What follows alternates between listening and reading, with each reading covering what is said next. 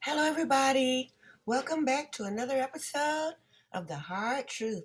Thank you so much for watching. You guys are super awesome. I want to give a shout out to Costa Rica and Dominica, British West Indies. Okay, so today's shout outs are to uh, our viewers in Costa Rica and Dominica, British West Indies.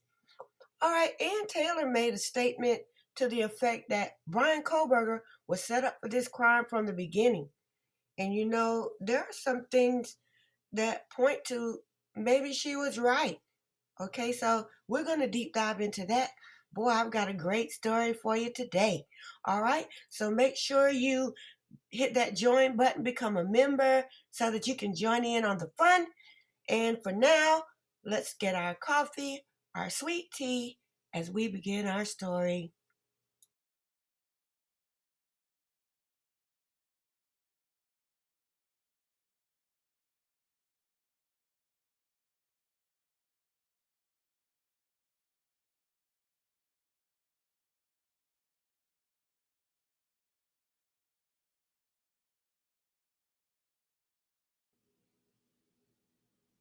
We need to talk about the fact that after all is said and done, all the records and all of the press releases and all the documents, we only have one concrete record of Brian Koberger being in Moscow, Idaho.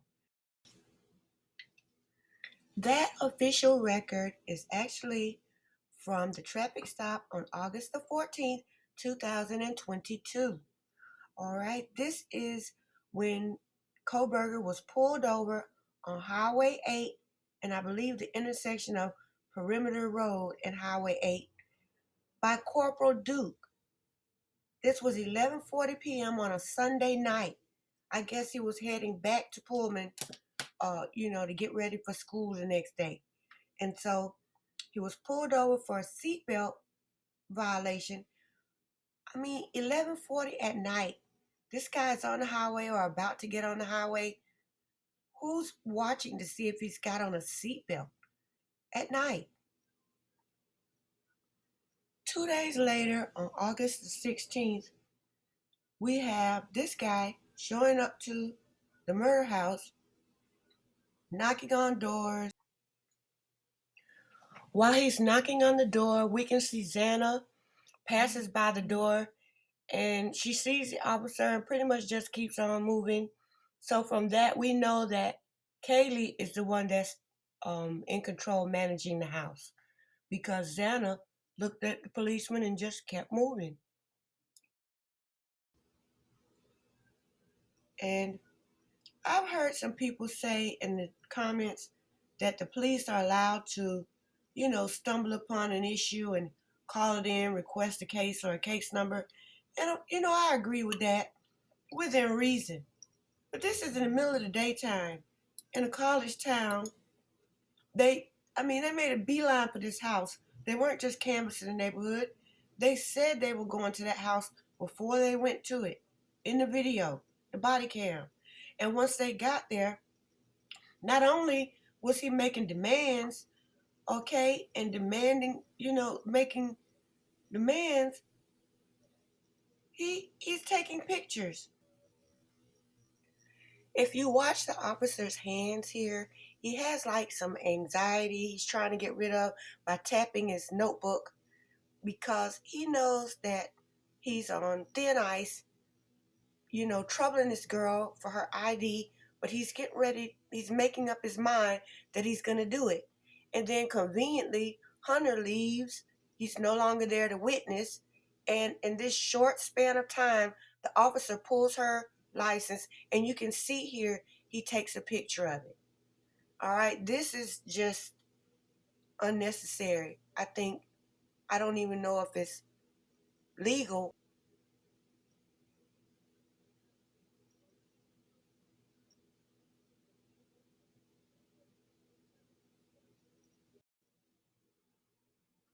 If you watch carefully, you'll see him take a step or two back, and then you'll see the flash of the camera where he took a picture of the kitchen, the speaker, or whatever.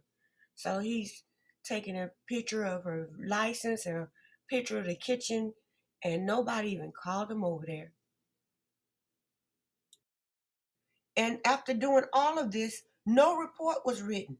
If you had that much, if you had the wherewithal to drag this girl out of her house, take a picture of her license, take a picture of the back kitchen sliding glass door, which pretty much is just showing an eyeful of the inside of the house, then why wasn't there a report? I think in this case is beyond excessive. It's not me nitpicking. It's it's it's obsessive, and it's giving me the impression that this could have been building up to something. Like Ann Taylor was saying, maybe Brian was going to be a suspect regardless from the beginning, and that there was a network out there working to be able to let this murder or snuff film or whatever it was intended to be, to let it happen, okay, under wraps in this town on one of the busiest nights of the year.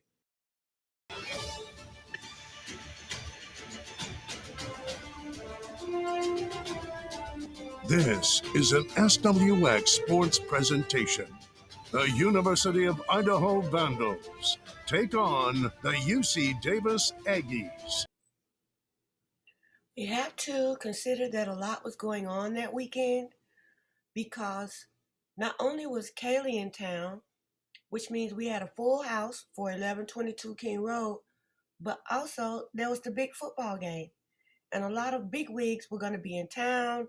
A lot of money was coming to town. And so this could have been planned, that weekend for a snuff film. In just 5 days, Brian Koberger was pulled over for not wearing a seatbelt, 11:40 at night. All right, who could see that? And according to the police, when they took his phone number during the stop, that helped in the investigation. But according to the PCA, they didn't subpoena AT&T for his records until December the 23rd. But here they're saying August the 21st, when he was pulled over, as a matter of routine, they pulled his cell phone number. All right? So, and it says they were able to track the cell phone history, namely its connection to cell towers. The cell phone number was later used by detectives during their investigation of the murders. When? When was it used? Because if it was used before the 23rd, they didn't have a warrant for AT&T. I believe they may have used it. Okay, I don't know, but I think this is something we need to talk about. Not only did they take his number, but in that same 5 days, Kaylee's driver's license and the kitchen, the police were taking pictures of it. All right, so why are these things going on 2 months before the crime? I just think there's too many coincidences in this case. They say they took his phone number the 21st and it helped in the investigation. How did it help? Because according to the PCA, his phone number wasn't, AT&T wasn't subpoenaed for his records until December 23rd. So when exactly did they start using his phone number?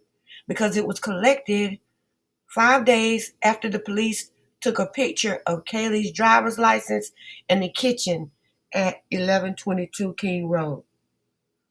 Now, we need to tie up this loose end, and then we also need to move on to the next important part of this investigation.